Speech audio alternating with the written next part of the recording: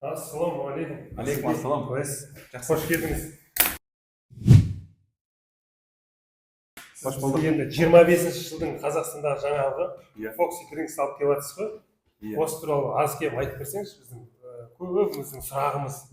Әсіресе мынау франшиза алам деген кісілердің сұрағы да. Foxy деген не, Қазақстанға қайдан келді, не ол дегенше. Дұрыс. Бұл Foxy Drinks деген туралы қысқаша айтып берейін. Менің есімім Асхат. Бариста деген компания бар. 12 жылдық тәжірибесі бар Қазақстанда. Сол компанияның әкелген дүниесі Корея мемлекетінен. Неге? Себебі Корея мемлекетінің өзіміз білеміз, барлығымызға мәлім. Ол жақтан келген дүние сапалы келеді. Ол елде шығатын дүниенің барлығы денсаулыққа деген пайдасымен, пайдасыз болса оны шығармайды деген сияқты стандартпен келеді. Сол 25 жылдан бастап, бариста әкелгеннен бастап, бүгінгі таңда бізде 25 дүкен ашылды Қазақстанда. Франшиза 25 дүкесі ашылды.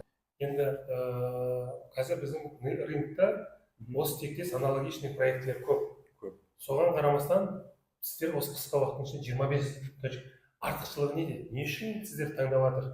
Не продукт сіздерде? Біздің продукттың ішінде балмұздақ бар, сусындар бар, балмұздақпен араластырылған жеміс-жидектер бар, және сүтті шайлар бар, лимонадтар бар. Балалардың, біздің жастардың жақсы көретін сусындары, былайша айтқанда. Және бұл жердегі ең басты мәселе бағасында. Бағасы қолжетімді. Мысалы, көбейіп кетті ғой қазір, өзіңіз білесіздер, өте көп түрлері шығып кетті, бірақ солардың алдында да біз өзіміздің бағамызды ұстап тұрмыз, жақсы деңгейде ұстап тұрмыз, сапалы дүниені қолжетімді бағамен алатындай мүмкіншілік бар. Сол себептен осы орайда Асеке, мен сізді арасында бөліп отырамын. Себебі бәріміз әкеміз, өзіңіз де әкесіз бала. Енді мынау балалар деген кезінде біз жаппай осы бір тәтті нәрседен тиямыз, денсаулыққа зиян деген сияқты. Бұл сапалы деп айтамыз ғой, сіздердің сапасы неде? Қалай қорықпай ішуге болады, не болады, сол сенімділік ұялату үшін қандай не айтасыз? Біздің мынау шикізат Қытай мемлекетінде шығады. Қытай, өздеріңіз білесіздер, Қытайда бүкіл дүние жүзін қамтамасыз етіп отыр ғой. Америка болсын, Еуропа болсын, Азия болсын. Бірақ біздің завод, бізге шикізат шығарып отқан завод, ол кореялық стандартпен шығарады. То есть сіздер стандартты бересіздер? Стандартты біз бермейміз, біздің головной офис Кореядағы, сол бізге мына заводпен жұмыс істейсіңдер деп, осы стандартта сендер шикізат сатып аласыңдар деді. Бұл әрине басқа шикізатқа қарағанда қымбаттау жүреді, әрине, бірақ сапалы. Сол себептен біз өзіміздің бала-шағаларымызға да, жастарға да алып беруге тұрарлықтай да, былайша айтқанда. Денсаулығын кішкене әрине уайымдаймыз, барлығымыз ата-ана болғандықтан. Сол себептен біздің сапамызға өте қатты көңіл бөлеміз. Жауапкершілікті соған артты. Және біздің барлық шикізатымыз халал сертификатпен келеді. Бүгінгі таңда енді франшиза алғысы келіп жатқан адамдар өте көп. Келген кезде локациясын біз қараймыз міндетті түрде. Локациясын қарап береміз, тегін қарап береміз. Өзіміздің маркетингтік анализ жасап айтамыз. Мына жерде сіздің локацияңыз дұрыс, осы жерде сіздің дүкеніңіз жүреді деп айтамыз. Мен кәсіпкермін, сіздерге барамын. Мына локацияң бар десек, аша салмайсыздар да? Жоқ. Қарайсыздар. Біз міндетті түрде қараймыз, одан кейін барып ол жерге анализ жасаймыз, сосын барып айтамыз. Саған мына жерге болады, немесе болмайды. Ол не үшін беріледі? Егер де ертең ашып алып, ертең жабылып банкрот болса, ол бізге де жақсы емес, ол франшиза алған адамға да жақсы емес, өйткені финансовый банкрот болады. Асеке, сіздерге франшиза алу үшін келді, кәсіпкер келді. Сіздер нақты не ұсынасыздар? Оның егер орны болса, сіздер сата бересіздер ме, или қалай болады? Аналитика қалай жүреді? Бізге келетін адамдардың барлығы кәсіпкер емес. Кей кезде біздің франшиза алатын адамдар бұл общепит саласына бірінші рет келіп жатқан адамдар да бар. То есть сіздерде бірінші рет келіп жатқандарда ашып істеудің мүмкіншілігі бар. Себебі бұл дайын бизнес. Бұл сіздерге бір жерден ашып, оған күйіп, дәмін көріп деген сияқты өйтіп қиналмайсыздар. Аналитика жасалған, маркетинг жасалған, формуласы бар, қалай әр қадамда есептелінген, барлығы есеп-қисабымен бірге берілетін франшиза. Мысалы, сіз алам деп келістіңіз. Біз сіздің дүкеніңізді әкеп көрсетесіз. Мен мынандай жерде Алматы қаласы, мысалы Абая, Байтұрсынова көшесіне ашайын деп жатырмын деген деді. Біз ол жерде қараймыз, анализ жасаймыз. Ол бізде әрине тегін. Одан кейін барып франшизаға не кіреді? Франшизаға біріншіден бүкіл жабдықтарымыз кіреді. қасық, жаңағы стаканын ашын кіреді. Екінші маркетинг жағы кіреді. Ол деген сөз не? Ол сізге сіздің дүкенге біз маркетинг анализ жасап болғаннан кейін дизайн жасап береміз. Ол жерге сіз өзіңіз ремонт жасайсыз. Ілетін лайтбоксымыз бар, атаулы бар, сыртқа ілетін лайтбокс бар. Және бір апталық шикізат кіреді. Шикізат не үшін береді? Шикізат ол сіздегі қызметкерлерді үйретіп, қолдарын үйретіп, жақсылап тұрып мороженое шығару үшін, балмұздақ дұрыс шығару үшін, лимонадтары дұрыс шығару үшін, және де басқа да сусындары дұрыс концентрациямен өзінің тех картасымен шығарылуы тиіс. Соған байланысты осының барлығы кіреді. Ал енді франшизадан бөлек қандай қаражат жұмсайын деп сұрайтын адамдар бар. Біз оларға айтамыз, тек қана сіздің жасайтын ремонтыңыз келеді. Және жабдықтарды біздің складтан өзіңіздің магазинге әкелетін жол ақысы, оны өзіңіздің қалтаңыздан төлейсіз. Мәселен, қазір рынокта өте көп болып кетті. Осы балмұздақты сататын, тапиока, не сіздердің артықшылықтарыңыз не? Біздің артықшылық біздің сапамызда. Біздің шикізат Корея стандартымен шығады, сол себептен сапалы. Екінші тағы бір мәселе, осы қазір тапиока зиян деген ақпарат өте көп. Дұрыс айтасыз. Соны бір басын ашып беріңізші, ол қандай, қаншалықты зиян? Біздің мәзірде тапиокадан жасалатын 5 қана пайыз сусындарымыз бар. Әрине оны көп, ол крахмалдан жасалады. Оны көп ішуге болмайды. Артық мөлшерде, кез келген затты артық мөлшерде болса, ол зиян. Бірақ ол 95% мәзірдің басқа сусындар табиғи жолмен жасалған, сүтпен өнімдер бар, жемістен жасалған, және 60% мүмкін соның ішіндегі балмұздақтан жасалған мәзір. Яғни сіздердің негізгі продукциялар балмұздақ. Негізгі продукциямыз балмұздақ. Шырынды сулар. Шырынды сулар. Шырынды сулардың негізі неден шығады? Шырынды қайда, қалай алынады? Джемнен жасалады. Джем жасалады, фруктоза бар, әртүрлі сироптар бар. Мәселен, негізгі сұрақ, франшиза ашам деген кәсіпкер ретінде бізде қорқытатын бір нәрсе, бұл қысқа уақыттық эффект болып қалмай ма? Мысалы, қазір барлығы ашылды, проблеманың жабылды дегендей ше. Қаншалықты нарықта тұрады, қаншалықты кәсіпкерге выгодно осыны ашу? Біріншіден, кәсіпкерге бұл бизнесті ашу өте тиімді. Өйткені өте қалта көтеретіндей старт. 6, 7, 8 айда өз-өзін ақтап алатын бизнес. Үшіншіден, егерде мысал ретінде кофе бизнесін қарасақ, кофе бизнесі Қазақстанда 20 жыл болды. Күніге өсіп жатыр. Ешқандай бір үлкен брендтер жабылып жатқан жоқ. Бұл жерде кім сапалы дүние береді, қандай сапалы нарықта қалады.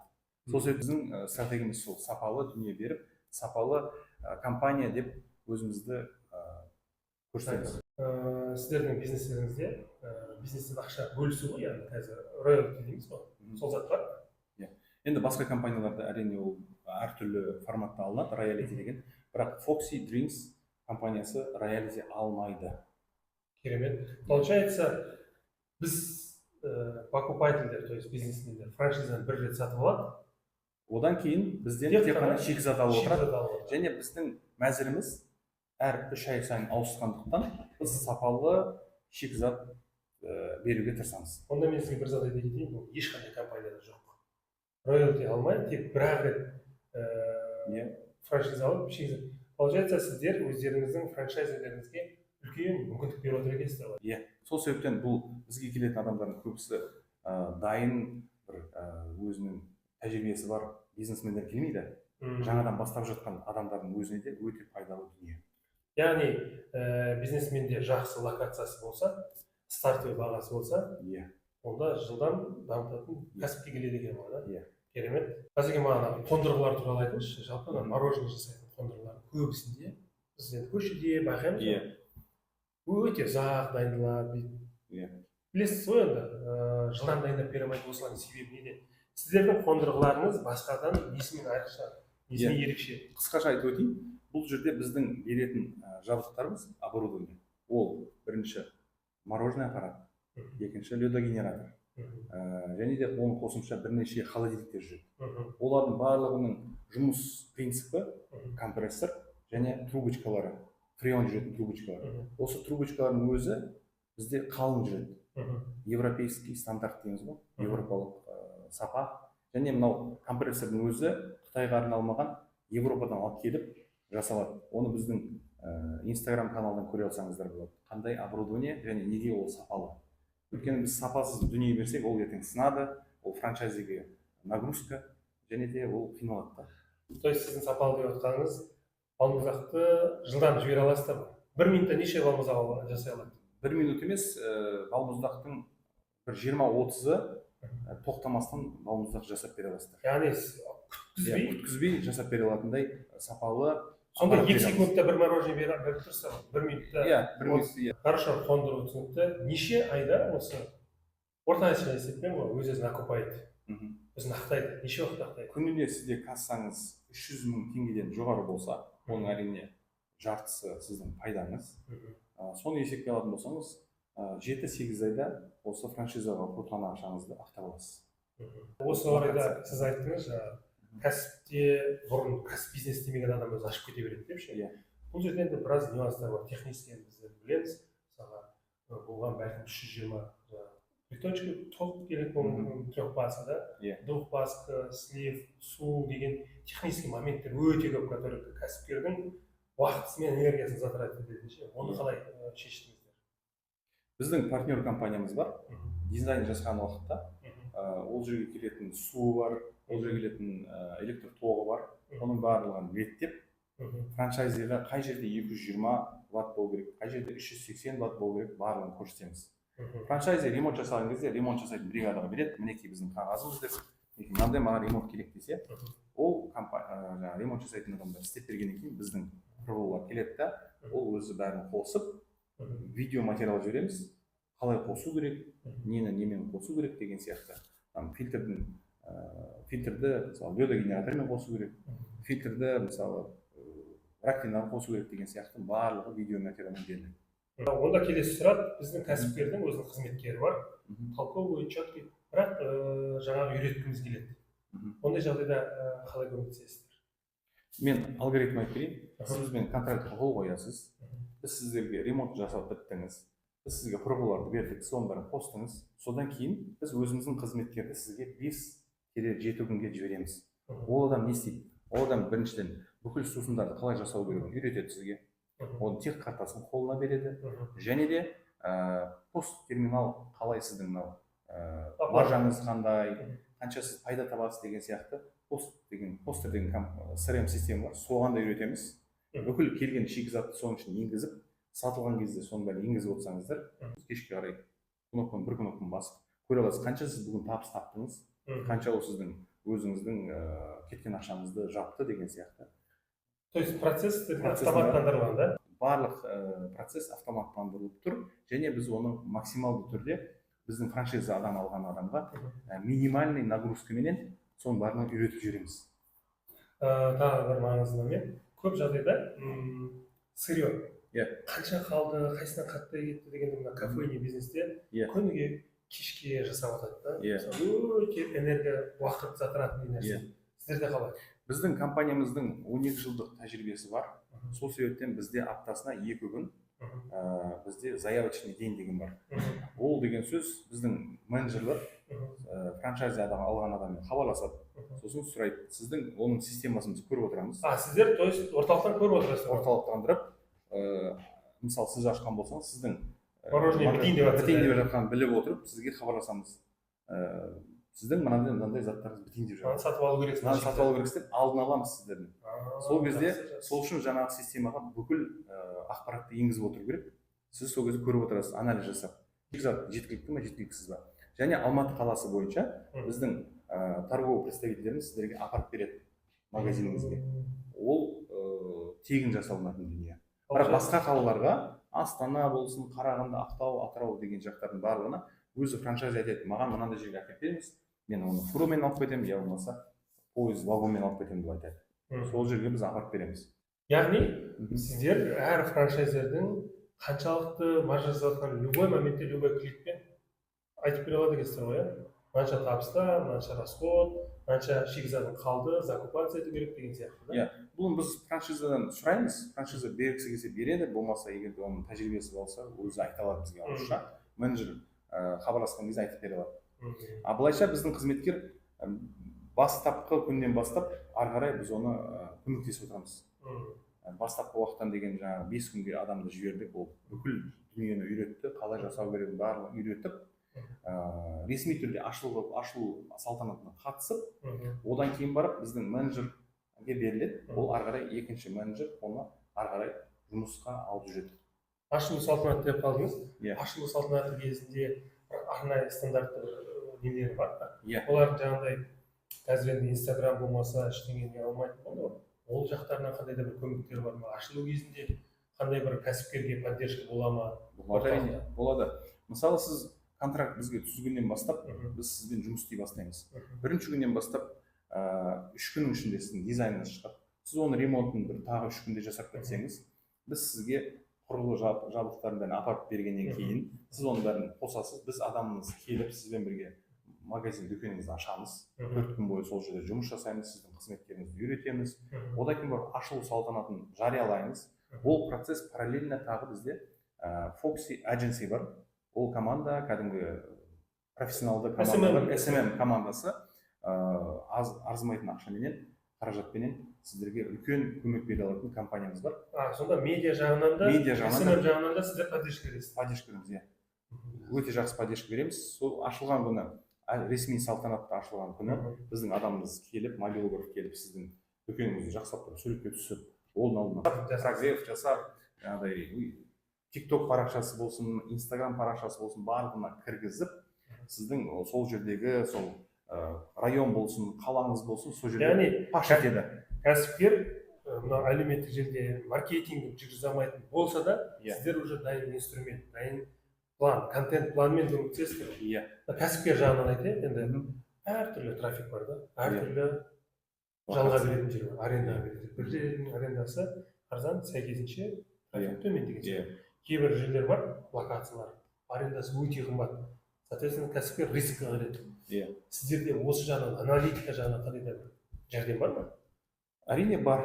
Ол мысалы, сіз бізге келесіз, сосын барып бір жерді көрсетесіз. Мына жерде ойлайсыз, мына жерде адам көп жүреді екен. Кейбір жерде мысалы, көп жүретін 100 мың теңгеден бастап, миллион, 2 миллион теңгеге дейін аренда бар.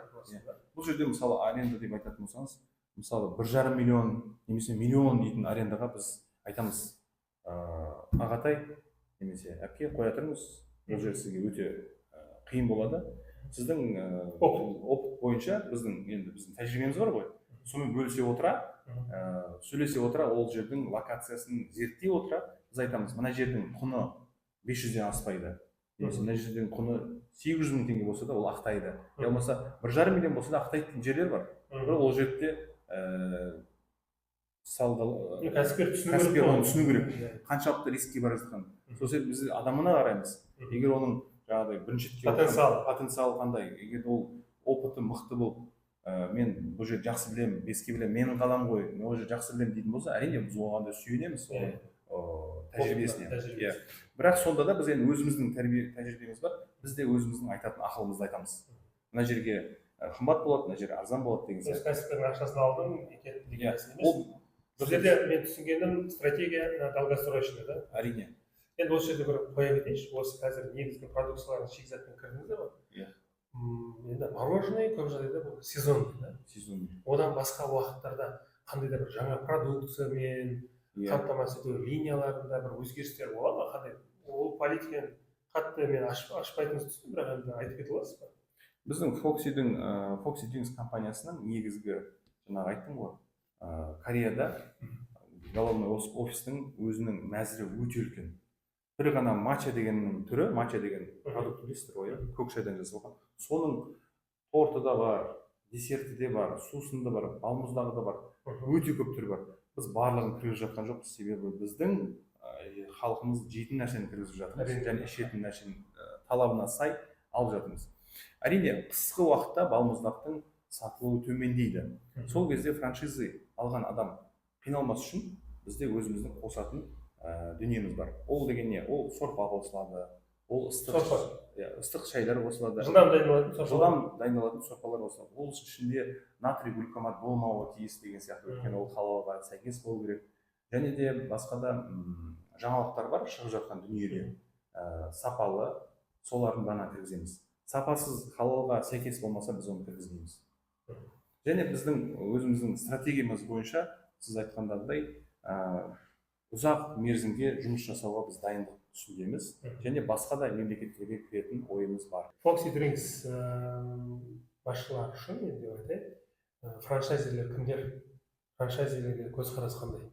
Біздің Foxy Drinkstің алған франшизасы бұл біз үшін өте басты құндылық. Мысалы басқа компаниялар роялти алады, біз ол роялтині алмаймыз. Яғни табыстан бөліседі бәрі. Табыстан өзінің табысымен бөлісіп отырады. Біз оны жалғыз компаниямыз Қазақстандағы табысын, франшизаның табысын алмайтын. Қазақстандағы жалғыз компания. Франшиза сатып тұрып, роялти алмаймыз. Біз оларға көмек береміз. Получается, табыспен бөлісіп жатырсыздар. Біз наоборот бөлісеміз олармен. Яғни қазіргі бизнестің талабы, если хочешь расти, умей делиться. Бәсеке енді мен кәсіпкерлердің көзқарасын айтайын, қорқыныш тұрады ғой. Foxy'ді ашайын десек, көп аналогичный компаниялар ше қазір. Сусын сататын, мороженое сататын ше. Қорқыныш көп осындай ше. Қалай жасасақ болады, қалай істесек болады дегендей. Біріншіден, Foxy Drinks ешкімнен қорқпайды, конкуренциядан қорқпаймыз. Себебі біз франшиза алған адамның табысына кіріп жатқан жоқпыз, біз бөлісіп жатырмыз. Роялти алмайсыздар. Екіншіден, біз конкуренттің қасында болуға да тырысамыз. Себебі бізде сапалы продукт және қолжетімді продукт. Яғни баға жағынан қымбат емес. Қымбат емес. Тұтынушы үшін ыңғайлы. Тұтынушы үшін өте тиімді, қолжетімді. Үшіншіден, біз Foxy'дің бір Foxy мен екінші Foxy'ның ара қашықтығы 2 километрді жасаймыз. Яғни сіздің қасыңыздан келіп басқа конкуренттер аша берсін, бірақ Foxy ашылмайды. Өйткені Foxy өзінің тұтынушысы бар. Яғни сенімді түрде Қазақстан рыногына келген кезде бұның бір аналитикасы жасалынып істеліп болады. Бұның аналитикасын жақсылап тұрып істеп, бүге-шүгейіне дейін біліп отырғаннан кейін біз қорықпай осы рынокқа кіріп отырмыз. Өйткені қазіргі таңда өзінің экономикалық тұрғыда бизнестің талаптары сондай. Ол баға болу керек, екінші сапалы дүние. Әсеке, одан кейін айтып қалдыңыз, бүгінгі таңға дейін Foxy'дің 25 точкасы ашылды. Кәсіпкер ретінде мен де қазір 26 точканы ашып жатырмын. Ертең сіздің әлеуетіңіз жете ме осы 25 точкаға, болса шикізат жеткізіп беруге?